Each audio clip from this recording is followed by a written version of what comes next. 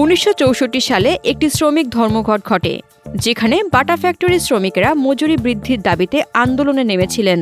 আন্দোলনটি এতটাই শক্তিশালী হয়েছিল যে বাটা কর্তৃপক্ষ দ্রুত আলোচনায় বসে এবং শ্রমিকদের দাবি মেনে নেয়। এ ঘটনা তখনকার বাংলাদেশে একটি উল্লেখযোগ্য ঘটনা হয়ে উঠেছিল। বাটা দেখিয়েছে তারা শুধু ব্যবসার জন্যই নয়, বরং তাদের কর্মীদের সুরক্ষা এবং কল্যাণের দিকেও মনোযোগ দেয়। এই ধর্মঘটের পর থেকে বাটা বাংলাদেশে একটি জনপ্রিয় ব্র্যান্ড হিসেবে প্রতিষ্ঠিত হয়েছে। 125 বছরের পুরনো জুতার ব্র্যান্ড কিভাবে বিশ্বকে জয় করল? বিজনেস টাইমস 24 এর ইউটিউব চ্যানেলে আপনাকে স্বাগতম। আজ আমরা এক অসাধারণ ব্র্যান্ডের কথা বলবো, যেটা বাংলাদেশ, ভারত, ইউরোপ থেকে শুরু করে পৃথিবীর প্রায় সব কোণায় মানুষ ব্যবহার করে। হ্যাঁ, ঠিক ধরেছেন, কথা হচ্ছে বাটা জুতার। 125 বছরের পুরনো এই ব্র্যান্ড কিভাবে বিশ্বজুড়ে সফলতা অর্জন করল, সেটাই আজকের ভিডিওতে জানাতে চলছি। আর এর সঙ্গে থাকবে মজার কিছু তথ্য, প্রেমের গল্প, বাংলাদেশের একটি মজার ঘটনা আর কিছু অর্থনৈতিক দিক। 1894 সালে চেকোস্লোভাকিয়ার এক ছোট শহরে শুরু হয় বাটার যাত্রা। থমাস বাটা তার ভাই ও বোনকে নিয়ে মিলে একটি ছোট জুতার কারখানা খোলেন। জানেন কি, শুরুতে তারা নিজ হাতে জুতা তৈরি করতেন, কিন্তু কিছুদিন পরে তারা বুঝতে পারলেন ম্যানুয়াল কাজ দিয়ে কখনো বড় কিছু হওয়া সম্ভব না। তাই থমাস বাটা জুতার উৎপাদনে আধুনিক মেশিন ব্যবহার শুরু করেন, যেটা ছিল তাদের প্রথম বড় বিজনেস স্ট্র্যাটেজি। এই সিদ্ধান্তই বাটাকে অন্যদের থেকে এগিয়ে নেয় এবং বাটার সবচেয়ে বড় বৈশিষ্ট্য ছিল তাদের সাশ্রয়ী মূল্য। 1917 সালে বাটা এমন জুতা বাজারে আনে যা মানুষের ক্রয় ক্ষমতার মধ্যে ছিল। তখন একটি সাধারণ বাটা জুতার দাম ছিল মাত্র 50 সেন্ট। এই কৌশল তাদের ব্যবসাকে বহুগুণে বাড়িয়ে দেয়। এবার আসা যাক বাটার বৈশ্বিক সাফল্যের গল্পে।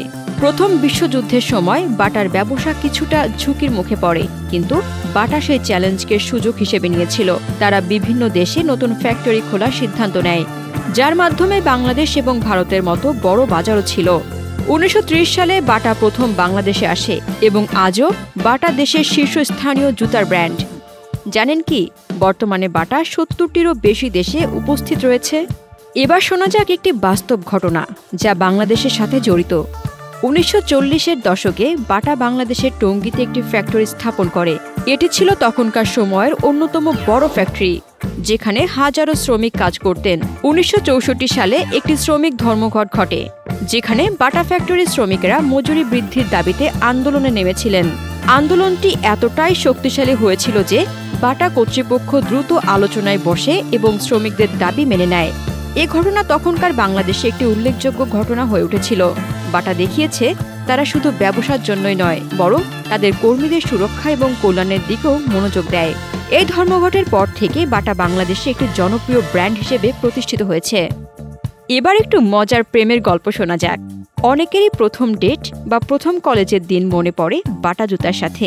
এমনকি বিয়ের সময়ও বরকনে নিজেদের প্রিয় বাটা ব্র্যান্ডের জুতা পরেন। ভারতে এক দম্পতি তাদের বিয়ের ফটোশুটেও বাটা জুতার একটি বিশেষ মডেল ব্যবহার করেছিলেন এবং সেই ছবি সামাজিক মাধ্যমে ভাইরাল হয়েছিল। প্রেম আর বাটার এমন সুন্দর মেলবন্ধন সত্যিই মনে রাখার মতো। বাটার সবচেয়ে বড় বিজনেস কৌশল ছিল সাশ্রয়ী মূল্যে উদ্ভাবনী পণ্য তৈরি করা। তারা সবসময় চেষ্টা করেছে নতুন ডিজাইন এবং আরামদায়ক জুতা তৈরি করতে, যা সব ধরনের ক্রেতাদের জন্য উপযুক্ত। বাটার মতো ব্র্যান্ড কম দামে উচ্চমানের পণ্য সরবরাহ করে, যা তাদের ক্রেতাদের সাথে দীর্ঘমেয়াদী সম্পর্ক গড়ে তুলতে সাহায্য করেছে। জানেন কি, বাটার বার্ষিক আয় বর্তমানে প্রায় $3 বিলিয়ন ছাড়িয়ে গেছে এবং প্রতি বছর তারা প্রায় 150 মিলিয়ন জুতা বিক্রি করে। এমনকি তাদের নেটওয়ার্ক 5000-টিরও বেশি রিটেইল স্টোরের মাধ্যমে বিস্তৃত হয়েছে। এই বিশাল আয়ের পেছনে রয়েছে তাদের কার্যকরী বিজনেস মডেল এবং গ্লোবাল প্রেজেন্স। এবার একটু মজার দিকে আসি। বাটার জুতা আমাদের জীবনেও অনেক মজার মুহূর্ত সৃষ্টি করেছে। আমরা ছোটবেলায় যেদিন নতুন বাটা জুতা কিনতাম, সেদিন সবাই কেমন আমাদের দিকে তাকাতো, মনে আছে? আর বাটার স্কুল শু আমাদের প্রত্যেকের স্কুল জীবনের অবিচ্ছেদ্য অংশ। অনেকেই মজা করে বলতেন, বাটার জুতা না পরে স্কুলে যাওয়া মানে স্কুলের অর্ধেক মজাই মিস করা। বাটা শুধু ব্যবসার দিকেই মনোযোগ দেয়নি, বরং তারা সবসময় সমাজের কল্যাণেও কাজ করেছে। তারা বিভিন্ন উন্নয়নমূলক কাজ যেমন শিশুদের শিক্ষা, পরিবেশ রক্ষা ইত্যাদি বিষয়েও অনেক কিছু করেছে। বাটা 2019 সালে বাটা চিলড্রেন্স প্রোগ্রাম চালু করে, যা হাজারো বাচ্চাদের শিক্ষা স্বাস্থ্য সহায়তা প্রদান করে। আর সম্প্রতি তারা জুতার উৎপাদন প্রক্রিয়ায় টেকসই উপাদান ব্যবহার শুরু করেছে, যা পরিবেশের জন্য ভালো। এখন আপনাদের জন্য একটা মজার প্রশ্ন, আপনি কি এখনো বাটার জুতা ব্যবহার করেন? যদি করেন তাহলে আপনার প্রিয় মডেল কোনটা? নিচের কমেন্টে আমাদের জানাতে ভুলবেন না। বাটারের দীর্ঘ 125 বছরের যাত্রা আমাদের শেখায় সঠিক পরিকল্পনা, নতুনত্ব এবং সামাজিক দায়িত্বের মাধ্যমে কিভাবে একটি ব্র্যান্ড সারা বিশ্বে নিজেকে সফল করে তুলতে পারে। আর যারা বাটা জুতা ব্যবহার করেছেন তারা জানেন এর আরাম আর মান কতটা ভালো।